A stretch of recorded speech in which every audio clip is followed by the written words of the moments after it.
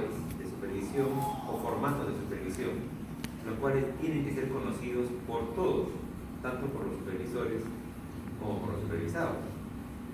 Porque sería, digamos así, injusto, por decirlo menos, que uno sea supervisado empleando un manual o un formato que uno no conoce. Porque lo más probable es que pues, no salga bien. Conociendo el formato puede que tampoco salga bien, pero por lo menos tiene más chance. Ahora, la supervisión, yo diría, en un sistema que tiene que ver con la parte educativa por ahora, tiene niveles. Yo creo que por lo menos tiene 3 niveles. Un nivel micro, que sería, en el caso educativo, la supervisión del propio acto educativo. Como lo decían los expositores, la supervisión en aula. Por ejemplo, alguien podría venir en este momento a supervisar esta clase. Entonces entraría y sería ideal que yo supiera cuáles son los criterios de ese supervisor o supervisora. Porque ya me ha pasado. Y pasa, por lo tanto, pasa en TNT, pasa en la vida real. Por ejemplo, para mí podría ser que lo importante de la clase sea, digamos así, el diálogo con los alumnos. Pero podría ser que en el modelo que maneja el supervisor, eso no sea lo más importante, sino algún otro elemento, por ejemplo, el manejo de la tecnología. Y entonces yo, que no le doy mucha importancia a la tecnología, resulto siendo mal evaluado. No porque la clase sea mala en términos generales, sino porque en el modelo que maneja el supervisor tiene otros parámetros que no estoy manejando yo como operador del acto educativo. O lo contrario también. De repente yo soy un profesor altamente tecnológico y para el supervisor ese es un elemento que no cuenta, sino bien cuenta la interacción humana, digamos. Lo que quiero decir con eso es que en ese primer nivel, en todos los niveles, pero ahí se ejemplifica muy bien la necesidad de que el instrumento de evaluación, o por lo menos sus parámetros más importantes, sean parámetros conocidos por el supervisor y por el supervisado. Ahora, decíamos que hay ese nivel que podríamos llamar nivel mínimo. En un momento, digamos, si lo vemos en la parte asistencial, el equivalente sería también ese mismo, o sea, que haya un supervisor o supervisora que va a ver la consulta, ¿no? O el acto, el procedimiento profesional, y en ese momento puede presenciarlo y hacer sus aportes para que mejore. Luego vendría un nivel que yo le llamaría nivel intermedio o nivel meso, si quieren así, que vendría a ser la evaluación dentro de la institución, pero que va más allá del acto educativo. ¿A qué me refiero con eso?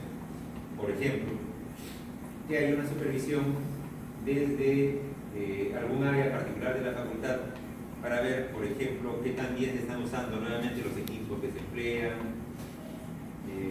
Podría alguien hacer una supervisión de ese tipo, interna en la institución, pero que va más allá del acto educativo. Y finalmente podría haber, como se ha mencionado en la exposición, una supervisión macro. Macro en el sentido de ser desde fuera, de más arriba en el sistema, de más allá de la institución que brinda el servicio.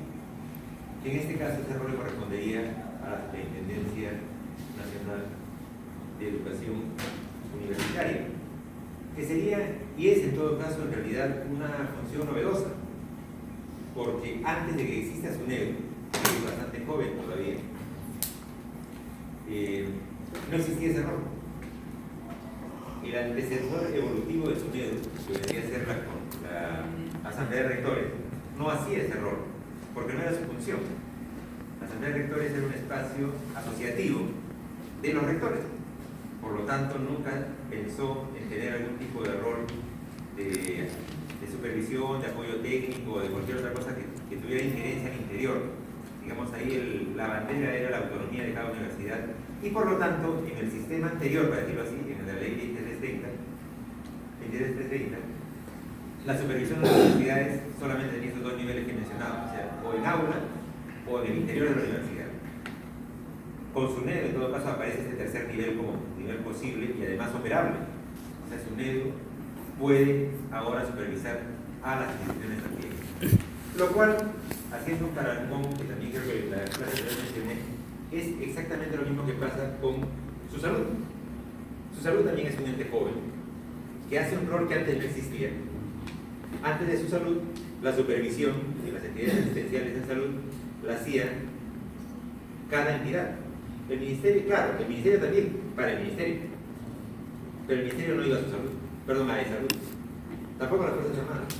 Las Fuerzas Armadas se supervisaban al interior, salud al interior, y así sucesivamente.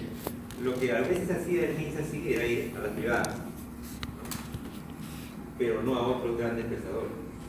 En cambio, la superintendencia sí asume ese rol paraguas, digamos así, marco para todos. Lo cual hace más claro, en todo caso, estos tres niveles de supervisión que estamos mencionando. Y al hacerlo también plantea otro tema más, que yo diría es la diferencia entre hacer una supervisión que podríamos llamar integral y una supervisión específica. ¿A qué me refiero? Ya que mencioné el caso del MINSA. En el MINSA tenía primero o antiguamente los programas de escuelas estrategias que eran las que podían supervisar. Por decir que, pues, Pronaevas supervisa su área. Pronaevas podía ir a una clínica, etcétera, o a un establecimiento público a supervisar el tema de banco de sangre. Nada más. Luego sería inmunizaciones, que siempre se ha caracterizado por su temple supervisor, para supervisar cadena de frío, ¿no? los procedimientos de vacunación, etcétera, ¿no? Y que lo hace hasta ahora. Y así sucesivamente. Pero estas son supervisiones específicas, o sea, están centradas en algunos elementos particulares del acto asistencial en este caso, o podríamos también encontrar un parangón educativo como el que mencionaba, ¿no? Podría supervisarse el uso de tecnología o algo por el estilo. Versus una supervisión que intenta ser más bien integral, que es un poco el modelo de su salud cuando plantea la supervisión bajo ese modelo, o también el MINSA, que ha sacado hace poco tiempo, relativamente, creo que 2 o 3 años, su manual de supervisión integral, ¿no? Con indicadores que va para todas las áreas, etcétera, etcétera, etcétera. Entonces, si tratamos de estructurar eso de alguna manera, diríamos, puede haber supervisión de diferentes niveles y también puede haber una supervisión ya sea integral o específica.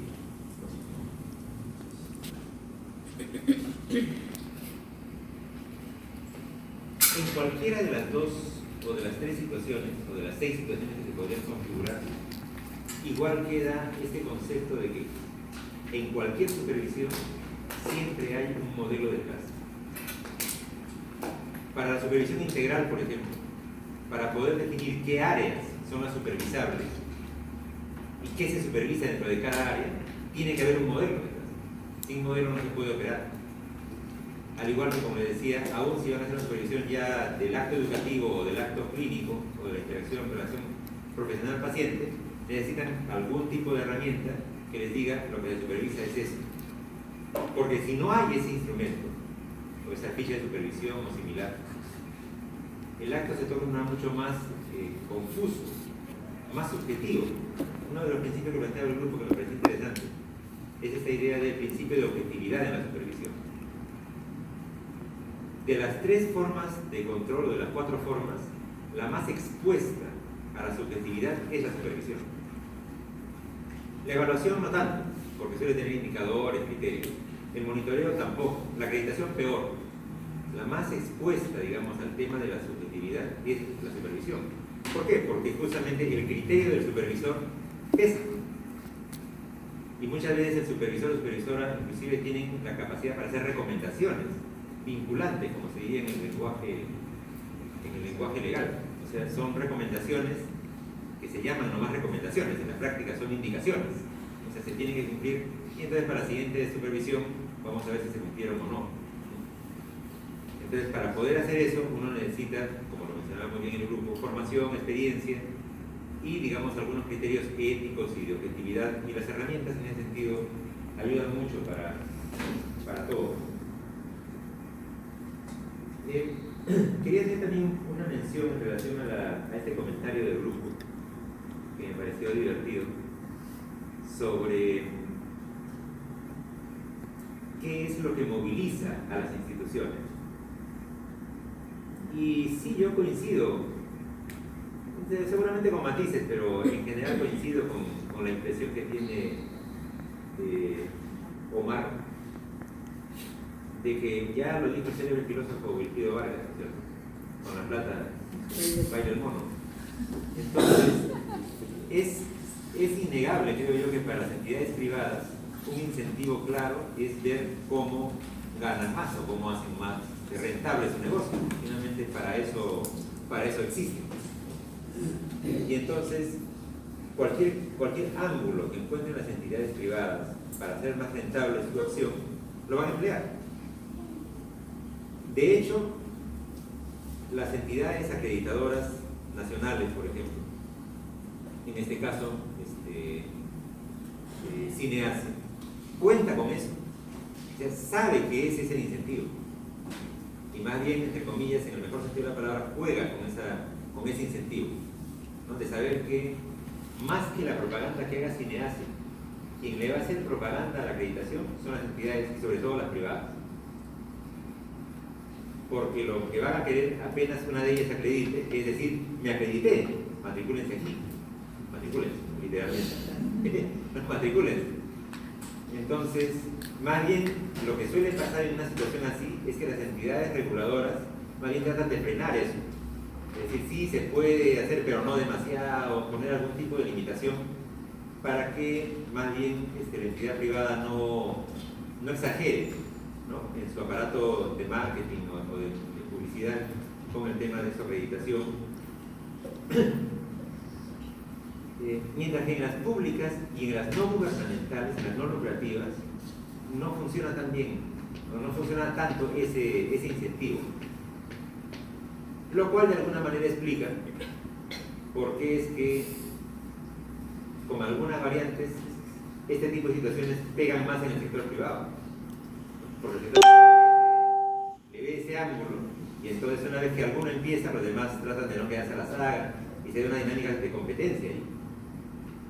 En las entidades públicas, en tanto su presupuesto tiene otra forma de llegada, y en las entidades no lucrativas, muchas veces también, digamos, no hay ese efecto porque el incentivo no funciona. Y más bien hay que ir a través de otros tipos de mecanismos un poco más de obligatoriedad, de regulación, para tratar de que se incorporen al sistema, y a veces ni aún así.